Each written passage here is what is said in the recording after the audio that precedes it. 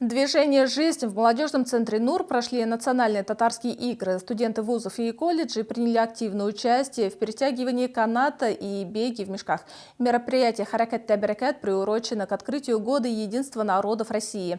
Яна Валю также испытала свои силы. Раз, два, три!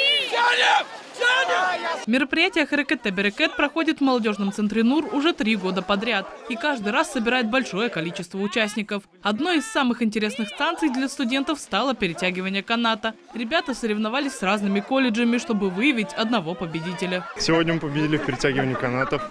Думали, что будет очень сложно.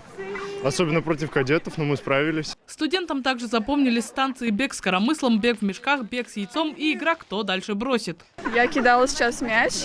Кто дальше кинет, тот и выиграет, получается. Ну, я там подальше кинула, получается, я выиграла. Понравилось больше станции, наверное, метания. Метали очень быстро, так хорошо.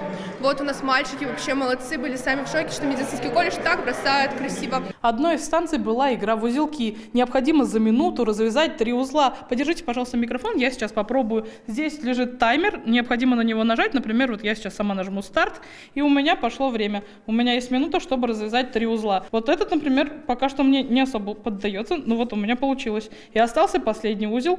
Еще немножко, но времени у меня еще есть 42 секунды. Практически получилось, и все.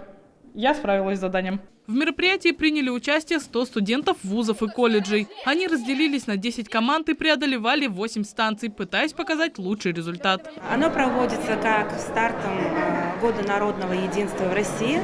Проводится 3-й год. Цель этого конкурса – приобщение студенческую молодежь к национальным играм.